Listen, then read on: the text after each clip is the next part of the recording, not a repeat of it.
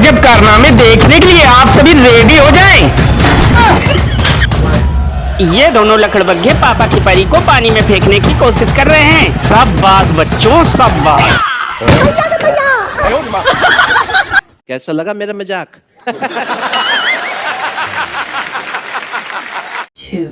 क्या एक्सपेक्ट करती हो मैडम? गुड।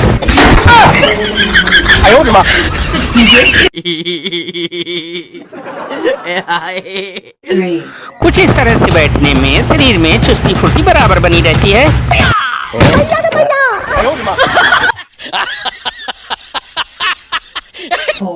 ये माँ का मगरमच्छ अब हम लोगों को साइकिल से स्टंट करके दिखाएगा। ओके।